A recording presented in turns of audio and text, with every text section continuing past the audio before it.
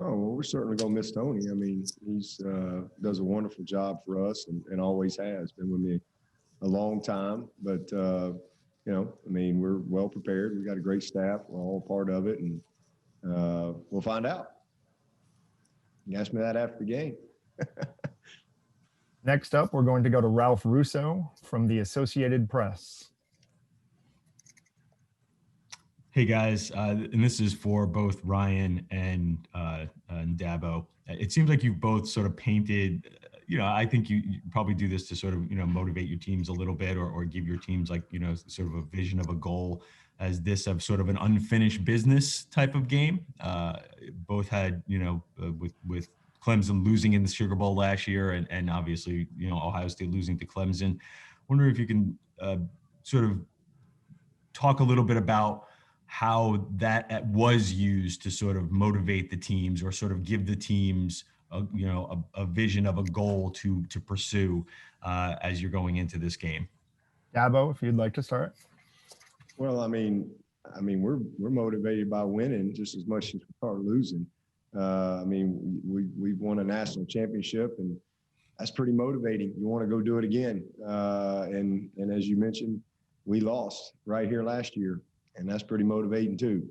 So, I think that every year you start over, and the goal is to be the best you can be. Our goals are laid out and pretty simple, but allow us to compete at the highest level, and everything goes through winning our league. That's where it starts. So, we're always motivated to be our best, and certainly we learn from our memories. But as I always say, we just try to keep our dreams greater than our memories. Whether you had a tough loss or you had a big win last year to finish your season. Season's going in one way or the other, and you either win it all if you're in a playoff like this, or you get beat, and or you're in a bowl game and you win that bowl game and you have momentum and excitement going in your off season, whatever it is. I think all those things provide motivation, and that's it. Thank you, Coach. And Coach Day, at the question of unfinished business. Yeah, I think after last year's game, it was fresh on our mind and something that, was used as motivation. And then as the quarantine kind of hit, there just seemed to be more things that were front and center for a long period of time.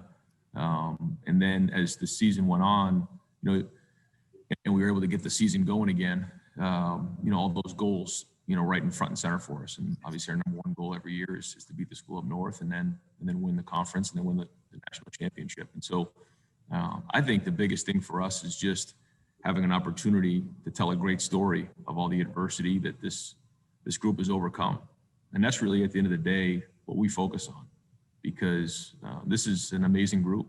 It's what they've overcome, what they've gone through. And just like a lot of schools, I mean, everyone's had their own adversity they've gone through during the season, which has made this such an amazing year and inspiring for so many people. But I think for us, the highest motivating thing with that is just the fact that we'll have something to show for it in the end and be able to tell a great story of overcoming so much. Thank you, Coach. Our next question is Bill Rabinowitz from Columbus Dispatch. Hi, Ryan. You've been shorthanded against Michigan State and obviously against Northwestern. I know the status report won't come out till tomorrow, but can you give a general assessment of how close to full strength you'll be? Yeah, I mean, full strength is it's a floating target right now because there's guys who come off of the quarantine and then, or excuse me, isolation, and then they have a protocol to get back onto the field, and you don't just play football after not doing anything for 10 days. And so I think there's certain levels of return to play, and all those guys who were missing there for the last month are working their way back into it. So we are getting a lot of guys back. But to say 100%, it's different this year. But the good news is they are working their way back and getting stronger every day. Next question will be David Hood from tigernet.com. Hey, Coach Sweeney, sorry, trying to get unmuted there. This is kind of the same question for you. I know we won't get that full report to tomorrow, but, are you close to full strength? Is there anybody of, note that maybe didn't make the trip other than Coach? No, I think everybody's here except I think we had two guys that didn't make the trip. One walk on and one scholarship player, and that are just unavailable. And but everybody else is here. Even our injured guys and things like that. We'll now go to David Hale from ESPN. Hey, Dabo, you have talked a lot about how proud you are of your guys this year for all the challenges that they've had to overcome in getting to this point. But I know you to be somebody who thrives from personal interaction, which has certainly been limited this year. You make your calendar out a year in advance, which doesn't, I'm sure, work well in a year like this. And certainly you've probably gotten more criticism this year than most years. How challenging has this year been for you? And what have you kind of learned from, or how have you grown the same way that your players might have from some of these challenges that you've had to overcome, right up to Coach Elliott being out for this important game? Yeah, I mean, everybody's had to adapt. It's been a great year. I mean, it's been challenging for sure. But, I always say, God never says oops. It's just how I always look at it. And there's certain things we go through that we don't like, but that's how you grow. That's how we get better. And in a lot of weird ways, as challenging as it's been within our world and what we do, it's also been a blessing. It really has. I mean, we've had, it's just kind of been us. It's just been us. And this group has been amazing to be with every single day. And, I'm thankful that we have the type of culture here that's been awesome to see. It's not an accident that we're here. These guys are great young people first and foremost, and we got a bunch of great leaders. We have a wonderful staff, and it's been very different. We've had to make a million adjustments, and the protocols and how you meet, how you eat, how you travel, how you practice. You name it, things that you would have never thought of before, but we've made it work. And, and you go to games, and some games there's nobody there. Some games there's a few people there, but we've found a way to still have joy in the journey.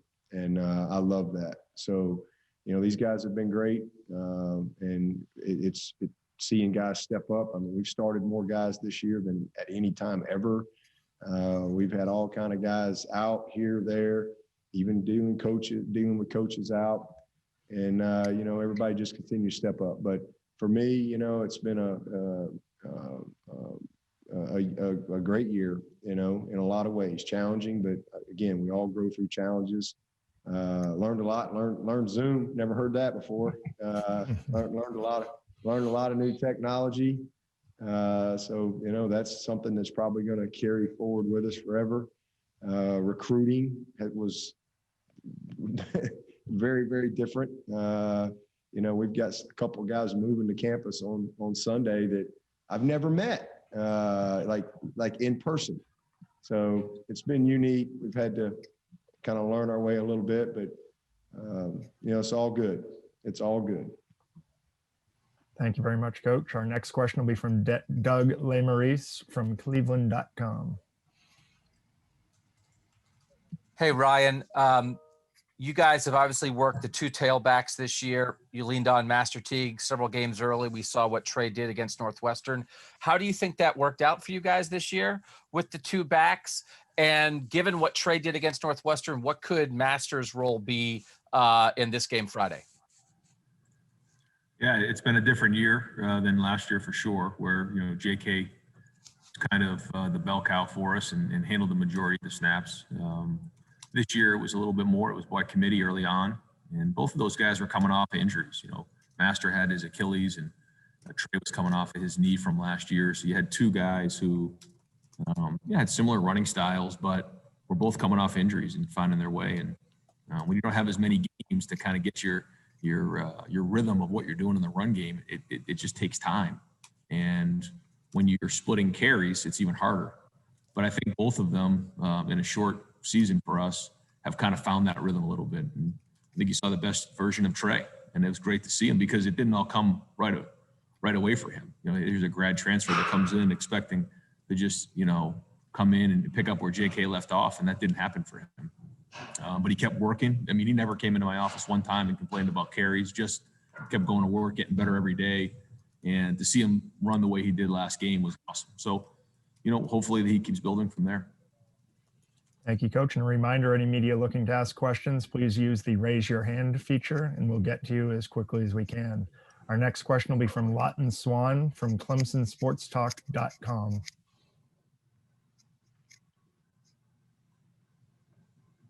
Lawton, be sure to unmute, please. Hey, Coach Swinney, you mentioned CJ Spiller working with the running backs. My question is really, what will the quarterback situation look like on the sidelines with Brandon up in the box? And how does that work on game days with Tony Elliott and the running backs typically? Yeah, so, you know, typically myself or Street will rotate the backs, when we need to, but Streeter will go up where Tony was. And so, you know, as far as we won't have to rotate that. Spiller will handle that. He'll do a good job of that on the field. But as far as quarterbacks, you know, just like coming off the field after each series, typically, Streeter's right there. I'll huddle up with Trevor as well. So just the difference is Street will be on the phone. So, you know, Trevor will go get on the phone and still have the same conversations that you would normally have, just be on the phone versus, you know, right there in person. Our next question will be from Tim May with Letterman Row. Yeah, thank you very much. Ryan, you spoke earlier about your friendship, you and your wife's friendship with Dabo Swinney and his wife. And I'm just wondering, with that in mind, did you take offense to the fact that he voted you guys number 11 in the coaches poll, even though he explained his reasoning, and or are you just thankful he's not on the college football playoff selection committee? Well, yeah, I would say that. I'm happy that that's not the case. But I will say this, being at the bowl game last year at the Fiesta Bowl and then having an opportunity to go on a trip, coach's trip this off season with Dabo and his wife, they were very graceful to Nina and I. And being a young, coach and Nina trying to find her way as, the wife of the head coach at Ohio State. There's only few people in the country that really can share the same experiences. And they've been unbelievable to us just in terms of giving advice. And it's a very highly competitive environment we live in. I mean, that's the way it goes.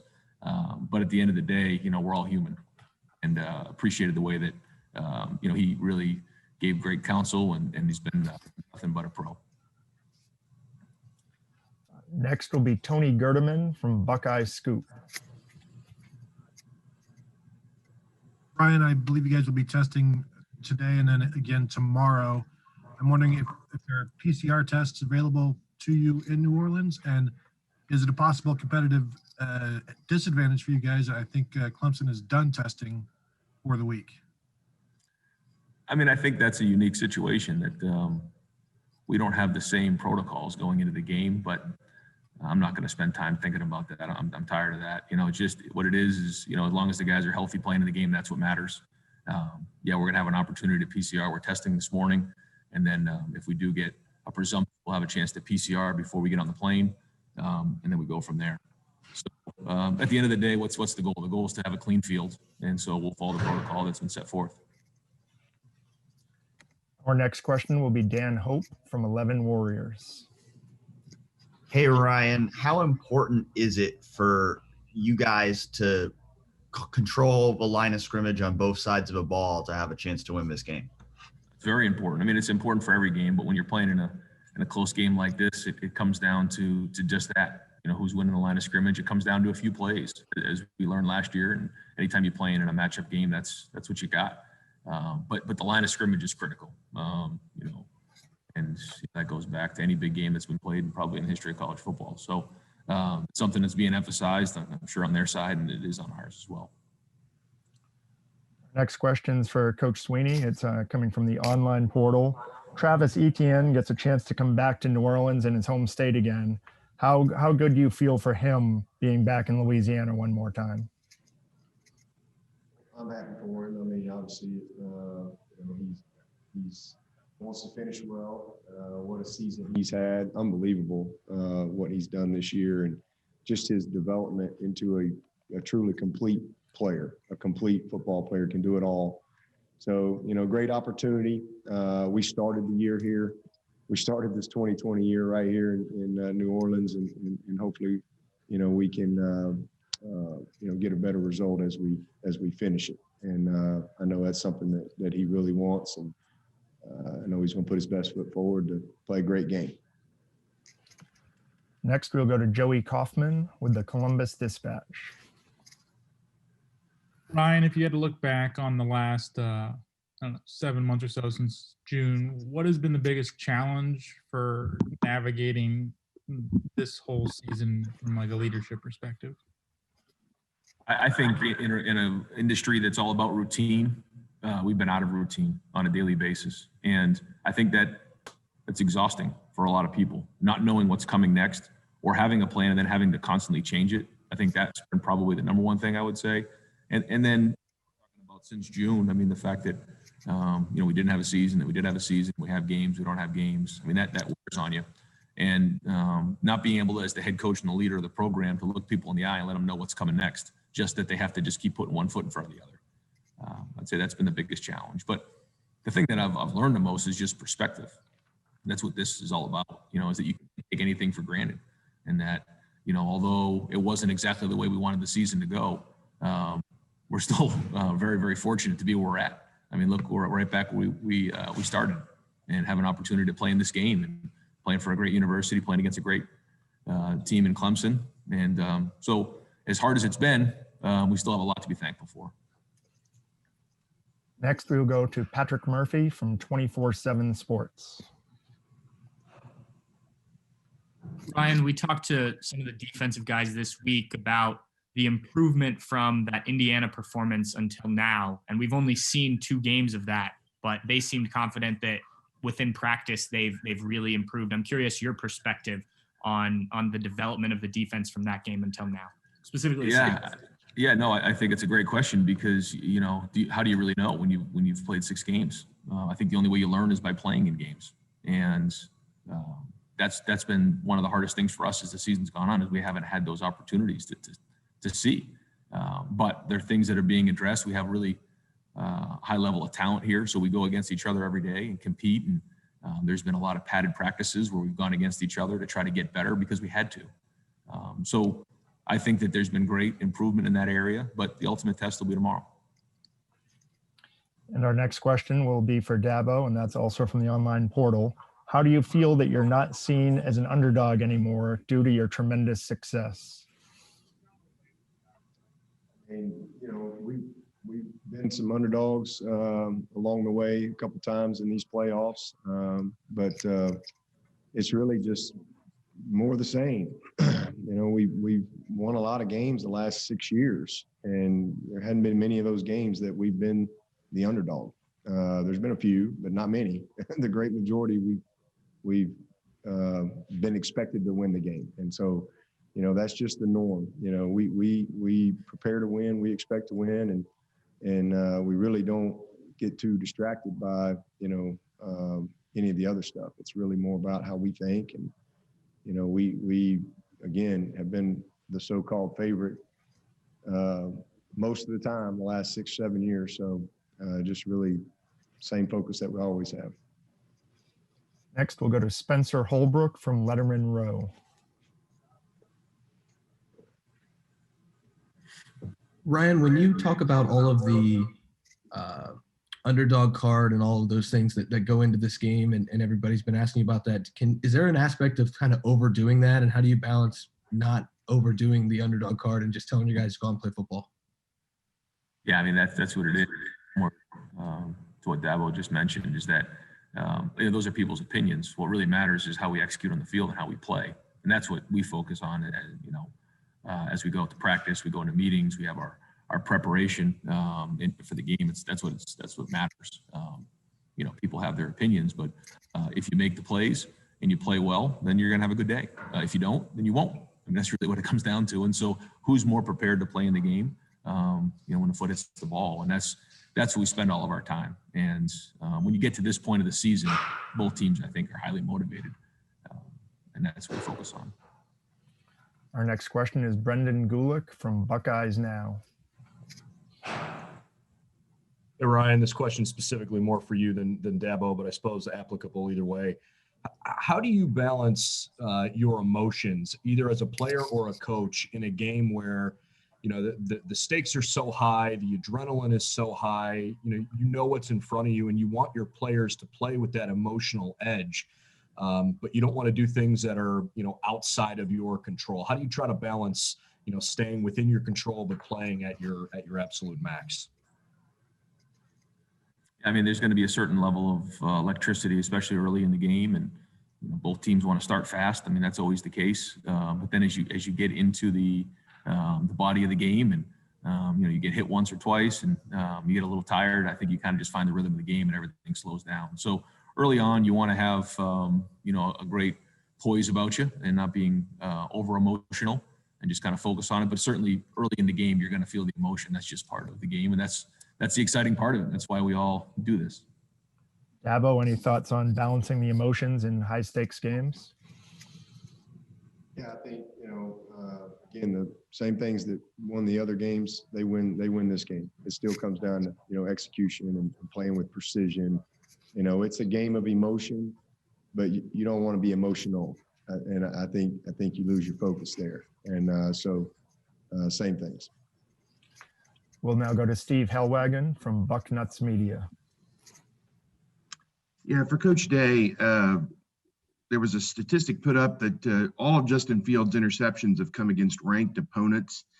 And just how important is it for him to play his best game, coming off what was maybe one of his not best games, the Northwestern game, just for him to kind of bounce back a little bit and really play his best game against a top opponent? Yeah, I don't think that we've, as a team, played our best game yet. I don't think that we played our best game on offense yet. You know, we've done some good things passing, we've done some good things running, but we still haven't put it all together. I'm not sure Justin has either. So I think that's the challenge, and we're going to have to play that way tomorrow. But that's everybody. It's Justin, it's the O-line, it's the running backs, it's the receivers, and it's the entire team. So yeah, he's going to have to play well, certainly, and he knows that. And there's a couple plays he wants back from last week, but he's a competitor, and we have to play our best game. We'll now go to Donnie Woods from World Exposure. This message is for Dabo. Dabo, if you guys are able to win the national championship, do you think this kind of puts Trevor Lawrence as the best quarterback to ever play the college game? I mean, there's been a lot of great college quarterbacks. I mean, I haven't obviously seen every college quarterback that's come through, but he's as good as there's ever been. I'll let other people argue if he's the best ever, but he's as good as there's ever been. That's for sure. And he's the greatest winner that I've been around. I mean, he's 34-1, and he's been incredible. We have time for one more question. We'll go to the line of Doug LeMaurice from the Columbus Dispatch. Yeah, this is for Dabo. Can you just take us through a little bit of what it was like when you find out that Tony is not going to be able to be part of this game? And was it obvious what the next step was for you guys, or how did you go through the decision-making process of how exactly you are going to handle this without such an important coach? Yeah, well, 2020 has forced all of us head coaches to have to think about things that we've never thought about before, you know, going into a season. We've never had a season where a virus can just take somebody out, you know, in a moment's notice. So we've all had to prepare for that. So we've had a plan in place for myself being out to, you name it, every single coach. So yeah, you know, I was just disappointed for Tony. I mean, he works his tail off, and you know, just disappointed that he couldn't be here with us. But as far as you know, thought going into it, there wasn't much thought because that had already been decided, you know, a long time ago. So, and again, that's for every coach on our staff. You know, have a plan for all of that because you have to. So just like having a depth chart for your team, right? If Trevor's out, DJ's going in. You know, you have a depth chart. Well, I kind of had to do a depth chart for my staff on how this guy's out. You know, how would I adjust? And so that thought process had already taken place a long time ago. So you know, that's it. And listen, Tony and I have always collaborated and kind of done it together. He's awesome to work with, and you know, Jeff was a part of that before he left, and you know, Streeter has been our passing game coordinator this year, and has been a part of that on the field. So, you know, we'll miss Tony, but you know, Streeter will do a great job up top, and you know, well prepared as a staff to, you know, go play the game. Just the way it is. But Thank you very we will much. definitely miss Tony for sure. Thank you very much, Dabo, and thank you very much, Ryan. We really appreciate you taking the time, and good luck with the rest of your preparations, and we'll see you tomorrow night. Okay, appreciate it. Thanks, guys. See you, Ryan. Y'all travel safe. All right, thanks you. For the media, we'll be sending out a link to this